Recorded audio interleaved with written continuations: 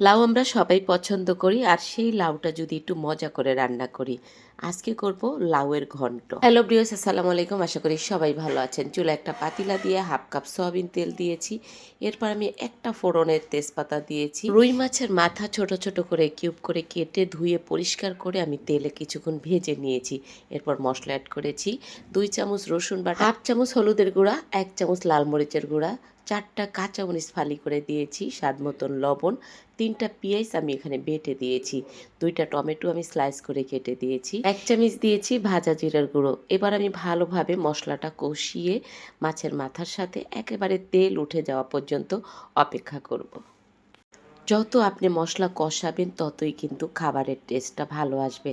হাতের মশলার গুণ দেখেন কত সুন্দর একেবারে কালার চলে আসছে। আমি কোনো ফিল্টার এখানে ব্যবহার করিনি। যখন মশলা থেকে তেল ছেড়ে দিবে 1 কাপ পানি এখানে আমি অ্যাড করে দেব আবারও কষানোর জন্য। যারা লাউ খেতে পছন্দ করেন এই রেসিপিটা ফলো করতে পারেন।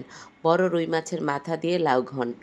প্লিজ প্লিজ প্লিজ যারা আমার ইউটিউব চ্যানেলটি সাবস্ক্রাইব করেন নাই, প্লিজ আমার ইউটিউব চ্যানেলটি সাবস্ক্রাইব করে আমার পাশে থাকুন, একটা লাইক দিয়ে কমেন্ট করে। প্রিয় ভাই আপুরা, আপনাদের একটা লাইক একটা কমেন্টে আমার জীবনটা পরিবর্তন করে দিতে পারে। আশা করি আপনারা আমার সাথে থাকবেন এবং আমাকে ভালোবেসে আমাকে সাপোর্ট করবেন।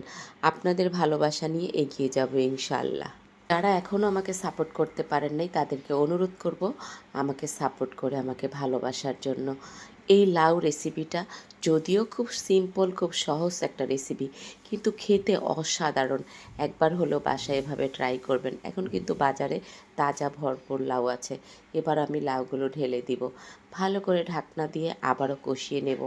এক ফোঁটাও পানি দিইনি। দেখেন একেবারে কচি লাউ থেকে যে পানি বেরিয়েছে তাতেই কিন্তু লাউটা গলে যাবে। মিশে মাছের মাথার সাথে একাকার হয়ে গেছে। খেতে অসাধারণ। রুটি অথবা ভাত যেটা দিয়ে আপনি খান না কেন মুখে লেগে থাকবে। যদি আপনাদের পছন্দের কোনো রেসিপি থাকে আমাকে কমেন্ট করতে পারেন। চেষ্টা করব আমি আপনাদের পছন্দ রেসিপি দেওয়ার জন্য। আমি জানি আপনারা অনেক ভালো রান্না করতে পারেন, কিন্তু আমার এই লাউয়ের রেসিপিটা ফলো করে একবার হলো বাসায় চেষ্টা করবেন যদি লাউ পছন্দ করেন। সবাই ভালো থাকবেন, সুস্থ থাকবেন। আবারও ফিরে আসবো। আল্লাহ হাফেজ।